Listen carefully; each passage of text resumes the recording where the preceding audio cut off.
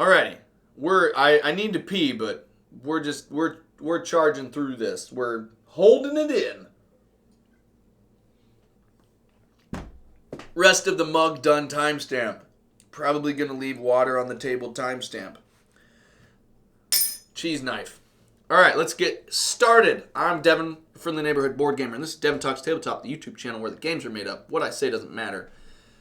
And that's about it. I think we can call it quits. No, I'm just kidding. This is my first impressions for Oathsworn. I have now played through Oathsworn for quite a few hours now. I have played a year ago, the very first encounter, Sans Story. I didn't do any story, just did the encounter. I did it on TTS with Jamie Jolly and Toby O'Hara, who are, the designer of the game and one of the, first members of Shadowborn Games. The two of them hosted it for me, for Jesse, for Jan, for Alex back a while ago, and I loved it. I had a really good time on TTS, and I've been excited for it. It's been my most anticipated game of 2022, most likely, if I'm honest about how much I've been excited for it. In Essen, I'm going to be demoing the game. So, this is just a first impressions. This is not a sponsored video at all, but I do recognize that there are going to be people who feel that I am biased because I'm working with the team in Essen. Fair. Whatever. Let's move on. I really enjoyed this. I had a thoroughly good time playing it. I got to play it on 2 live streams this week. I played on Tuesday, I played on Wednesday, and I went through the first 2 encounters fully. And then I didn't go through the full story mode, and the reason for that is that I wanted it to go as quickly as it could on stream, and I knew because of me and who I am and how distractible I am, I knew it would go slower if I went through the full story, and I really wanted to start pushing through the physical gameplay in the encounters and see how that played out and see how that worked. And so I got to do the first 2 encounters. The first one I can talk about a little bit more detailed because it's visible in the rule book. It's the one that's been shown all the time over the last 12 years. The second one I'll be quite a bit more vague about because I don't want to spoil it for people, and also it hasn't been revealed. It's only been revealed to people who have played it because all of these are mystery encounters that you unbox either through an envelope or a box, depending on whether you're doing standees or miniatures. So I don't want to ruin it for people. My first impressions of this are thoroughly excited, and I played what I would call a truncated or streamlined version of this. I did instant action mode, which means instead of choosing to organically evolve through the story and physically move on the map and choose things that way, what I actually did, and also because I didn't do the full story mode, I didn't get to use the companion app, which has got a digital way to navigate through the story aspect, and also there is, I think through Foreteller or through the companion app, there is narration for Oathsworn by James Cosmo, who played Commander Mormont in Game of Thrones. So that's really cool as well. I didn't get to do that. I didn't do that because that is full story mode, which I didn't do. I just did instant action mode, which quickly goes through the narrative of the story and gives you decision points, and you follow through with those decision points and skill checks. And depending on how you do, you lose health, you go to the different merchants that you can interact with, and you gain encounter tokens that you can use, like combat tokens that you can use in the following encounter. I did that for the first 2 scenarios, and then I played those encounters. The very first one was reminiscent of my experience on TTS, except I got to physically play it. I had physical components in front of me. I played with a full 4 Oathsworn because that's what you're supposed to do, but I played 2 full characters and then 2 companions. If I was playing this truly solo on my own, I would both do the full story and I would do 4 full characters because you really get to experience the complexity and the excitement and strategy of what they're able to combo together if they're all full characters with full hands of cards that you battleflow and mess around with. But I played with 2 companions for the size of space on the table and also for the quickness of play. There's a smaller decision space when they're just companions because they've got fewer actions or animus that you're allowed to do. I still really had a good time with it. Figuring out combinations of your support characters, of your attack characters, of your magic wielding characters, all of that was a lot of fun. And it's the kind of game where I don't like Spirit Island. It's just never hit for me. It's never been one that I have felt called to. I've played it 2 or 3 times now. Just never enjoyed it. But the thing that I like about it, that I think is good, and also I feel is spiritually in the same experience of Oathsworn, is you feel like you're losing the whole game. It feels like an insurmountable obstacle in front of you until you realize you can win. And I think that there's something similar in the spirit and in the nature of the gameplay for Oathsworn. It feels like this brutal experience that you're like, how am I going to come out of this? It feels like this onslaught. And then you realize mechanically and strategically that if you make certain decisions, that's going to be annoying. If you make certain decisions, you're able to mitigate the loss of health or loss of life, the loss of HP. You're able to spatially move yourself around for optimal play, and you're able to combat a little bit of the despair and increase hope through some really epic moments. You get the opportunity to manifest your own fate with the cleverness of play. The battleflow system where the cards, where you have slots, that they stay locked until you play in that slot again, and then that triggers battleflow, which moves all other cards in that slot to the next one. It allows you to kind of find this kind of organic movement of playing certain cards, not only for their ability, but also for the ability to cycle through and bring other cards back to your hand. And that's a really cool card system. It is clever in the same way that Gloomhaven's clever with the top half and bottom half play.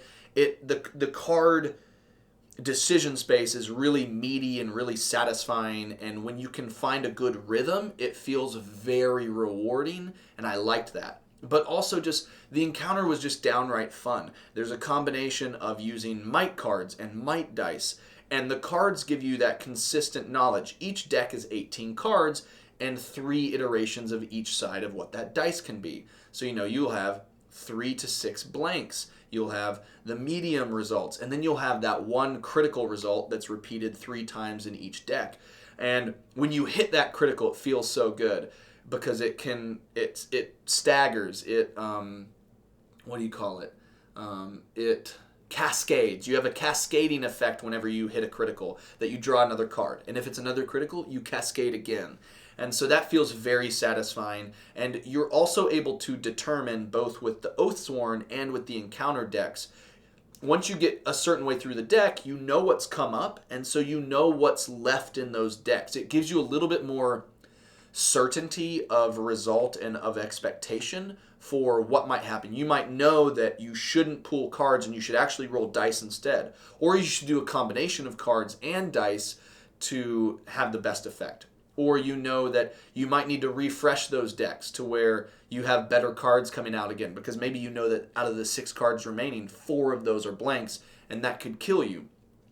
You also have the ability to recover from failure. And what I mean by that is when you go after a regular attack, and if you have 2 or more blanks, either with dice or cards or a combination of the 2, you fail, the attack misses, but you get this determination rule, which means any tokens you spent, you get back, and then you also get an additional token of your choice, which means you can, it's a physical and mechanical representation of your determination to keep fighting and your willpower to overcome whatever, failure or loss you had at that time and double down the next time.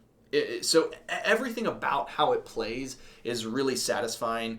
I think that what I lacked from my gameplay is I played solo, and so I played by myself. I didn't have anybody else to share my decisions with. I was plotting out with all of these different people, but what's cool about that is you get so much more cohesion with what you're doing. But on the flip side of that, if you have 2 or 3 or 4 people that you're playing with, you've got so much interesting dynamic between that decision as a group. You're trying to chart a path with different disparate people, with players that have their own designs on what to do, and so you need to create a strategy as a group. And that kind of synergy that you are looking for is another cool aspect that I'm interested to try out, because I truly want to play this game in both ways. I'd love to solo it and go through it as fast as I can or as much as I can, because this is the kind of game that's hard to schedule. But on the flip side of things, I'm interested to see what it would be like playing with one other person and you're each controlling two, or play with three other people where you each have your own character, and finding out how the game is different there. I would say probably one of the biggest strengths of Oathsworn is, I think, the variability of how you can play. I'm playing with 2 Oathsworn full, 2 companions. I'm playing instant action mode where I'm not doing the full story, and then I'm jumping into the encounter, and that's kind of each session is an abbreviated story mode and then an encounter. But you could play with 4 players. You could play each with your own character. You can play with a full story, and then you could just really enjoy that story and go along with the narrated app and have the companion app and really immerse yourself into Oathsworn. And you could do that and then have that be your only session. Just do a story session, and then the next time you do an encounter session, and you kind of save the game halfway through. Or you could play with one other person where you each have 2 full characters, or you each have 1 full character and 1 companion. And you could do the regular story mode, but without the app, without the narration, and jump into things. You could do it solo and do it with 3 companions and 1 full character. However you want to play, there's a lot of flexibility there, which I think for a big campaign experience, the more ways you're able to engage with it, the more likely you are, because it's adaptable to who and how you're playing. Again, I think that the biggest detractor of a game like this is it would be so much easier to play if you could keep it out. I can't do that. I can't keep it out. I played it live streamed at Play the Game headquarters, and it's too big to really play here on this kitchen table, and I would drive myself crazy, and I'd drive my family crazy if I kept the entire dining table covered by this. We have a kitchen table and we have a dining room, but even still, the dining room we use to play games, we use to hang out, we use to do video chats on our computers with our friends. We use it for laundry because we don't have a laundry room. We just have laundry machines.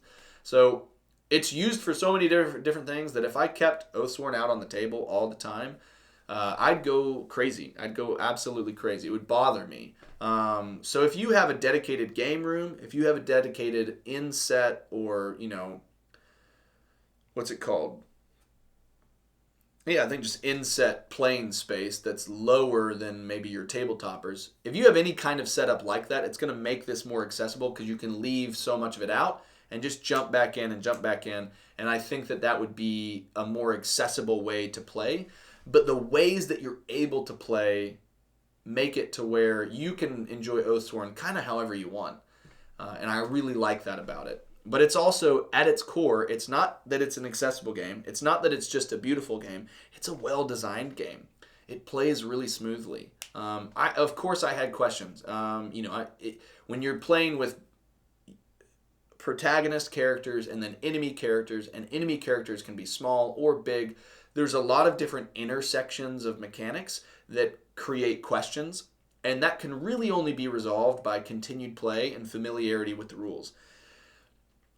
I'm not there yet. I'm getting there. Like the second encounter was much more smooth with some questions than the first encounter was, and that will continue with successive plays. The more you play it, the more comfortable you'll get. That's just the reality of a big game like this. But first impressions of Oathsworn it's the experience I've been waiting for, and I wasn't disappointed. And I can't wait to keep going. And man, I want a dedicated room for games. And I just want to leave this out, and I want to keep playing it. And I can't wait for Essen. I can't wait to show this game off to more people, to demo the game, to hang out with Jamie and with Toby and all the people in Bastion, the people who have been putting all of their love and energy into this game. It really shows in what's there on the table, and it shows with how they treat all of their backers. So, I love the game. I love the publisher. I'm excited to keep orbiting it and be proximal to its experience as I'm in Essen showing it off. Can't wait to play more, and I liked it a lot. That's pretty good first impressions. Oh my goodness, I'm talking so much that I'm getting like nasal drainage. Alrighty, guys. I desperately need to go pee. Have a good one. See you next time. Bye.